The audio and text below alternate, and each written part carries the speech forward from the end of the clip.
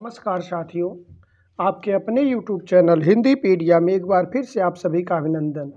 साथियों, आज की प्रश्नोत्तरी में हम सभी हिंदी साहित्य से आधुनिक काल से संबंधित महत्वपूर्ण विविध प्रश्नों को लेकर उपस्थित हुए हैं, जो परीक्षा के लिए अति महत्वपूर्ण है।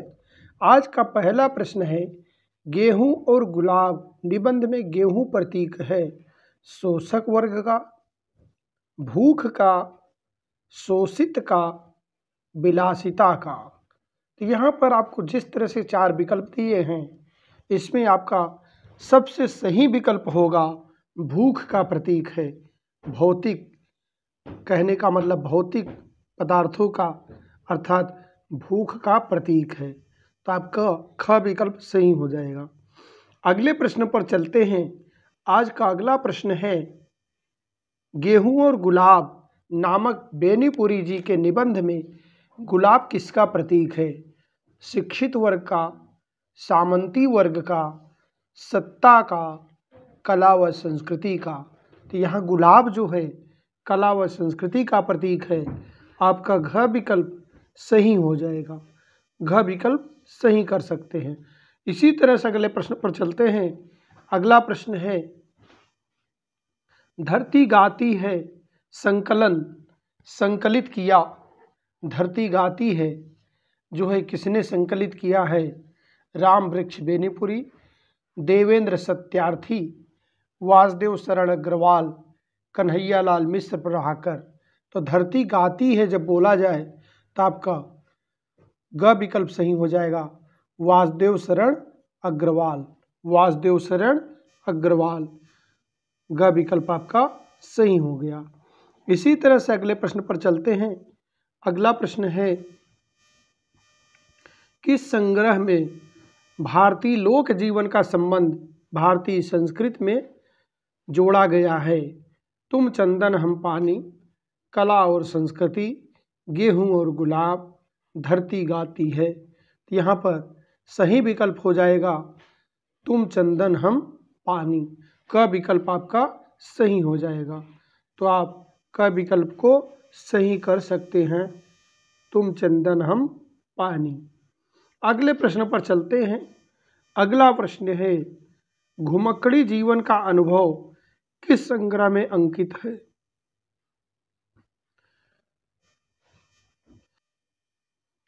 घुमक्कड़ी जीवन का अनुभव किस संग्रह में अंकित है? यादों की झरोखों से, अरे यायावर रहेगा याद, धरती गाती है, न्याय का संघर्ष। यहाँ पर 4 विकल्प दिए गए हैं, जिसमें से ग विकल्प आपका सही है, धरती गाती है। ग विकल्प आपका सही है, धरती गाती है। तो आप सही विकल्प ग अपना लगा सकते हैं। इसी तरह से अगले प्रश्न पर चलते हैं। अगला प्रश्न है, भारतेंदु हरिश्चंद्र की सैद्धांतिक आलोचना की कृति है? नील देवी, नाट्यालोचन, नाटक, सच्ची समालोचना। यहाँ पर आपका सही विकल्प है नाटक। अगले प्रश्न पर चलते हैं। श्रीनिवास दास के संयोगिता स्वयंवर की आलोचना किसने की? श्रीनिवास दास के संयोगिता स्वयंवर की आलोचना किसने की? यहाँ पर 4 विकल्प दिए गए हैं, प्रताप नारायण मिश्र, भारतेंदु हरिश्चंद्र, बालकृष्ण भट्ट, बद्रीनारायण चौधरी प्रेमघन। यहाँ पर ये 4 विकल्प दिए गए हैं। इसमें से आप 4 विकल्प ध्यान से देखेंगे तो आपको सही विकल्प मिल जाएगा। श्रीनिवास दास की जो है संयोगिता स्वयंवर की आलोचना किसने की है? बद्रीनारायण चौधरी प्रेमघन ने की है। तो आपका घ विकल्प सही होगा। इस तरह से अगले प्रश्न पर चलते हैं। अगला प्रश्न है, प्रेमघन ने संयोगिता स्वयंवर की आलोचना की जिसमें वह है सरस्वती, नागरिक प्रचारणी पत्रिका, आनंद कादम्बनी, हिंदी प्रदीप। अब यहाँ आप ध्यान देंगे, संयोगिता स्वयंवर की आलोचना 2 पत्रों में की गई है। अगर आनंद कादम्बनी की बात करेंगे तो बद्रीनारायण चौधरी प्रेमघन ने की है, और हिंदी प्रदीप की बात करेंगे तो बालकृष्ण भट्ट ने की है। इस तरह से इनको दोनों को आप ध्यान देंगे तो यहाँ पर सही विकल्प आपका ग हो जाएगा, आनंद कादम्बनी। आपका सही विकल्प ग है आनंद कादम्बिनी। अगले प्रश्न पर चलते हैं। अगला प्रश्न है अंबिका दत्त व्यास की आलोचनात्मक कृति है। अंबिका दत्त व्यास की आलोचनात्मक कृति जो है वह क्या है? तो आलोचनात्मक कृति है गद्य काव्य मीमांसा, आलोचना विधि, समालोचना, सच्ची समालोचना। अब यहाँ पर अंबिका दत्त व्यास की बात आई है तो गद्य काव्य मीमांसा, गद्य काव्य मीमांसा इनकी आलोचनात्मक कृति है। तो आपको क विकल्प सही कर लेना है, क विकल्प। अगले प्रश्न पर चलते हैं। अगला प्रश्न आपका इस तरह से है, कालिदास की निरंकुशता आलोचनात्मक रचना किसने की है? अब कालिदास की निरंकुशता की बात की जा रही है तो इसके 4 विकल्प दिए गए हैं। भारतेंदु हरिश्चंद्र, महावीर प्रसाद द्विवेदी, बालकृष्ण भट्ट, प्रताप नारायण मिश्र। तो यहाँ पर कालिदास की निरंकुशता की बात जब की जाए तो तुरंत आप समझ जाएंगे महावीर प्रसाद द्विवेदी। महावीर प्रसाद द्विवेदी की एक और प्रसिद्ध रचना है अनुमोदन का अंत, जो निबंध रचना है अनुमोदन का अंत। इसी तरह से यहाँ पर कालिदास की निरंकुशता जो है महावीर प्रसाद द्विवेदी की आलोचनात्मक कृति है। इस तरह से अगले प्रश्न पर चलते हैं। अगला प्रश्न है मिश्र बंधुओं में एक शामिल नहीं है। गणेश बिहारी मिश्र, सुखदेव बिहारी मिश्र, श्याम बिहारी मिश्र, कृष्ण बिहारी मिश्र। अब यहाँ पर मिश्र बंधुओं में जो एक मिश्र शामिल नहीं है वह कौन से हैं? कृष्ण बिहारी मिश्र जो उसमें शामिल नहीं, सुख श्याम, गणेश सुख श्याम। तो इस तरह कृष्ण बिहारी मिश्र शामिल नहीं है। घ विकल्प आपका सही होगा, कृष्ण बिहारी मिश्र शामिल नहीं है। गणेश बिहारी हैं, सुखदेव बिहारी हैं, श्याम बिहारी हैं। सुख श्याम गणेश, सुख श्याम गणेश, इस तरह से सही है। तो आपका यहाँ घ विकल्प सही हो गया। जो शामिल नहीं है वह है कृष्ण बिहारी मिश्र। अगले प्रश्न पर चलते हैं। हिंदी नवरत्न नामक ग्रंथ लिखा श्याम बिहारी मिश्र ने, पदम सिंह शर्मा ने, मिश्र बंधुओं ने, श्याम सुंदर दास ने। अब हिंदी नवरत्न किसने लिखा, इसको ध्यान से देखें तो मिश्र बंधुओं ने लिखा। हिंदी नवरत्न किसने लिखा? मिश्र बंधुओं ने लिखा। अगले प्रश्न पर चलते हैं। अगला प्रश्न है नाट्य शास्त्र संबंधी महत्वपूर्ण कृति नाटक के लेखक हैं कालिदास, भारतेंदु, भरत मुनि, महावीर प्रसाद द्विवेदी। यहाँ पर आपका ख विकल्प सही हो जाएगा। नाटक जो लिखा हिंदी में भारतेंदु हरिश्चंद्र ने लिखा। इस तरह से आपका सही विकल्प ख हो गया। क्या हो गया? ख, नाटक। अगले प्रश्न पर चलते हैं। अगला प्रश्न है देव और बिहारी के रचनाकार हैं। अगला प्रश्न है आपका देव और बिहारी के रचनाकार है। अब यहाँ पर रचना दी गई है देव और बिहारी, तो देव और बिहारी जब पूछा जाए तो आप सही विकल्प लगाएंगे। विदेला, बिहारी और देव होता तो लाला भगवान दीन, लेकिन यहाँ पर सही विकल्प आपका नहीं दिया गया है, इसलिए सही विकल्प क्या होगा? कृष्ण बिहारी मिश्र। आपका ये विकल्प गलत है। यहाँ पर आपको लिखना है कृष्ण बिहारी, कृष्ण बिहारी मिश्र ने लिखा है देव और बिहारी। कृष्ण बिहारी ने माना है देव को बड़ा, बिहारी को छोटा, जबकि लाला भगवान दीन ने बिहारी को बड़ा माना है और देव को छोटा। तो आपका सही विकल्प यहाँ कोई नहीं है, सही विकल्प है कृष्ण बिहारी मिश्र। अगले प्रश्न पर चलते हैं। अगला प्रश्न है भाषा विज्ञान और साहित्य व साहित्यालोचन के रचनाकार हैं बाबू श्याम सुंदर दास, रामविलास शर्मा, बाबू गुलाब राय, शिव पूजन सहाय।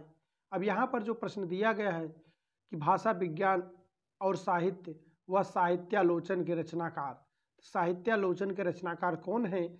बाबू श्याम सुंदर दास जी हैं। बाबू श्याम सुंदर दास जी साहित्यालोचन के रचनाकार हैं। इसी तरह से आपका यहाँ पर क विकल्प सही हो गया है, बाबू श्याम सुंदर दास। अगले प्रश्न पर चलते हैं। अगला प्रश्न है चिंतामणि नामक आलोचनात्मक पुस्तक के लेखक हैं। अब चिंतामणि नामक आलोचनात्मक पुस्तक के लेखक कौन हैं? महावीर प्रसाद द्विवेदी, रामचंद्र शुक्ल, हजारी प्रसाद द्विवेदी, श्याम सुंदर दास। तो यहाँ पर ख विकल्प आपका सही हो जाएगा।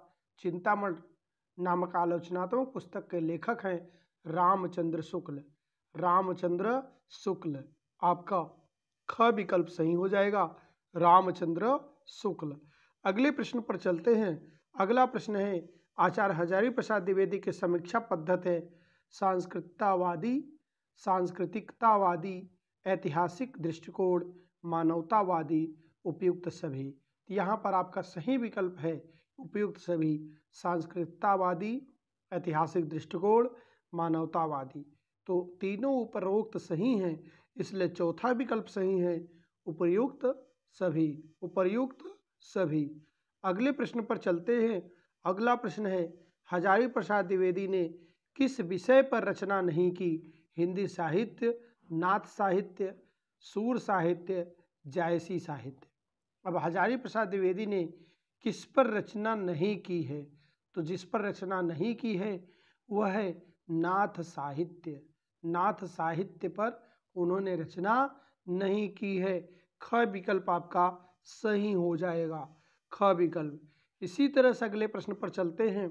अगला प्रश्न है, गंभीर आलोचना का पत्र है। अब गंभीर आलोचना का पत्र जब पूछा जाए तो आपको सही विकल्प लगाना है कि क्या विकल्प सही होगा? सदादर्श, सुधा, समालोचना, आनंद कादम्बनी। यहाँ पर समालोचना आपका सही विकल्प हो जाएगा कि गंभीर आलोचना का पत्र है समालोचना। इसी तरह से अगले प्रश्न पर चलते हैं। अगला प्रश्न है, हिंदी आलोचना के प्रवर्तक माने जाते हैं लाला श्रीनिवास, लल्लू लाल, भारतेंदु, रामचंद्र शुक्ल। अब हिंदी आलोचना के प्रवर्तक कौन माने जाते हैं? हिंदी आलोचना के प्रवर्तक की बात करें तो भारतेंदु जी माने जाते हैं। हिंदी आलोचना के प्रवर्तक भारतेंदु जी माने जाते हैं। आपका ग विकल्प सही हो जाएगा। अगले प्रश्न पर चलते हैं। अगला प्रश्न है, कवि और कविता निबंध किस साहित्यकार का है? कवि और कविता निबंध किस साहित्यकार का है? तो आपको सही विकल्प लगाना है। कवि और कविता निबंध महावीर प्रसाद द्विवेदी का है, नगेंद्र का नहीं है, रामचंद्र शुक्ल का नहीं है, हजारी प्रसाद का नहीं है। आपका सही विकल्प है ख, महावीर प्रसाद द्विवेदी जी का है। अगले प्रश्न पर चलते हैं। हिंदी कालिदास की आलोचना मानी गई है, इस कृत के रचयिता हैं। हिंदी कालिदास की आलोचना मानी गई है। अब इसके रचयिता कौन है? महावीर प्रसाद द्विवेदी, बालकृष्ण भट्ट, भारतेंदु हरिश्चंद्र, हजारी प्रसाद द्विवेदी। हिंदी कालिदास की आलोचना मानी गई है, तो सही विकल्प है महावीर प्रसाद द्विवेदी। आपका क विकल्प सही है, महावीर प्रसाद द्विवेदी।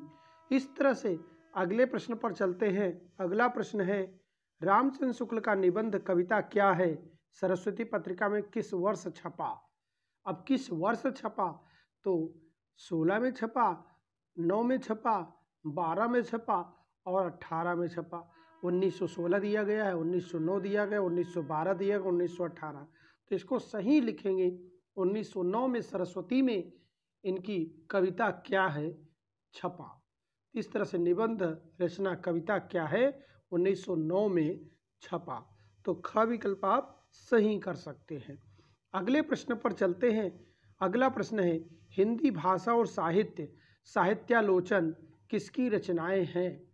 रामविलास शर्मा की, नंद दुलारे वाजपेयी की, महावीर प्रसाद द्विवेदी की, श्याम सुंदर दास की। अब हिंदी भाषा और साहित्य की बात जब की जाए तो आप तुरंत लगाएंगे श्याम सुंदर दास की। घ विकल्प आपका सही हो जाएगा, श्याम सुंदर दास की। अगले प्रश्न पर चलते हैं। अगला प्रश्न है, नगेंद्र जी की कृति नहीं है। सुमित्रा नंदन पंत, रीत काव्य की भूमिका, साकेत एक अध्ययन, नई समीक्षा नए मूल्य।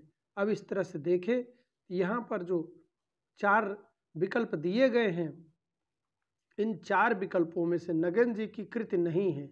इसमें पूछा गया है कि नगेंद्र जी की कृति नहीं है, तो नगेंद्र जी की कृति जो नहीं है वह क्या है? सुमित्रानंदन पंत, रीतकाल की भूमिका, साकेत एक अध्ययन और नई समीक्षा, नए मूल्य। तो ये जो रचना दी गई है इसमें सही विकल्प क्या है? चार विकल्प में से सही विकल्प आपका है नई समीक्षा, नए मूल्य। आपका सही उत्तर हो जाएगा घ, नई समीक्षा, नए मूल्य। अगले प्रश्न पर चलते हैं। अगला प्रश्न है, डॉक्टर माता प्रसाद गुप्त द्वारा रचित तुलसीदास कृति किस समीक्षा पद्धति पर आधारित है? अब माता प्रसाद द्वारा रचित तुलसीदास कृति किस समीक्षा पद्धति पर आधारित है?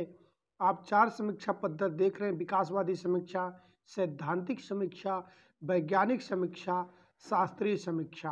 तो ये चार समीक्षा दी गई है जिसमें से सही विकल्प है वैज्ञानिक समीक्षा। आपका ग विकल्प सही हो जाएगा, वैज्ञानिक समीक्षा। अगले प्रश्न पर चलते हैं।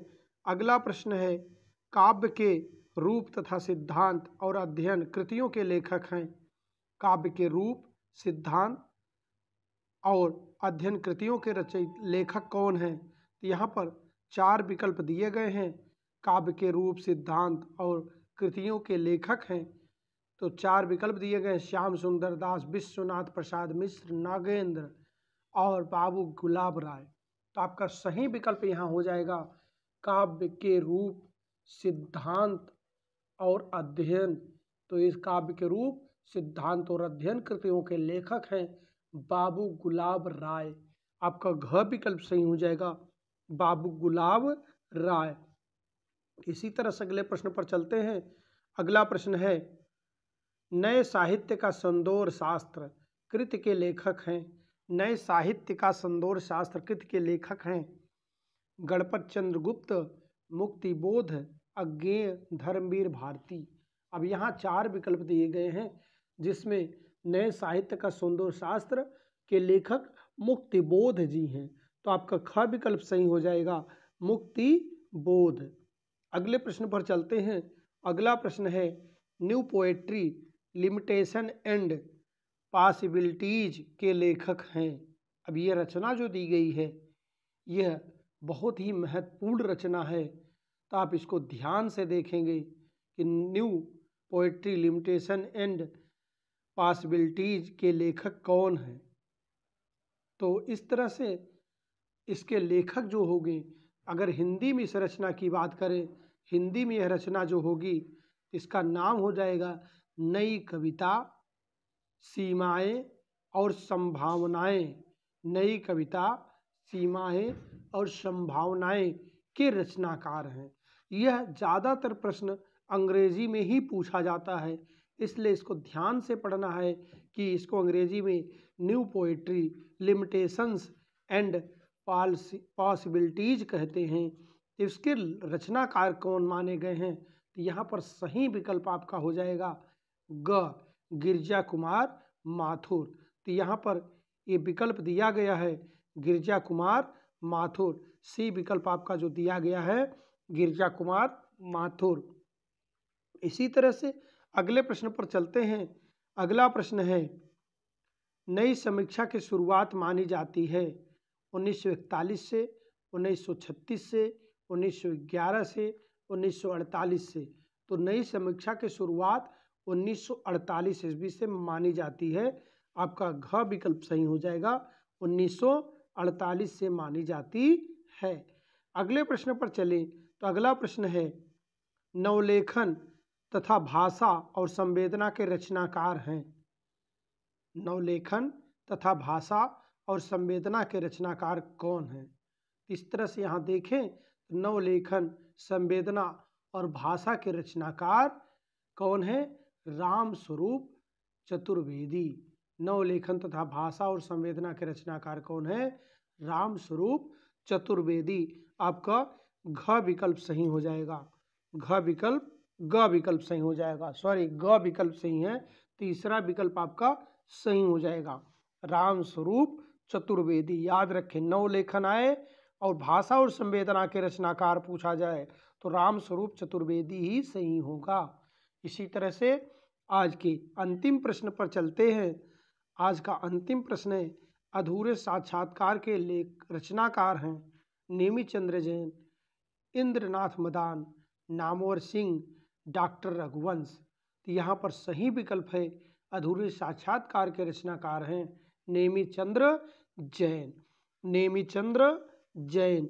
इस तरह से आज की प्रश्नोत्तरी यहीं समाप्त करते हैं। प्रश्नोत्तरी आपको अच्छी लगी है तो चैनल को सब्सक्राइब कर सकते हैं।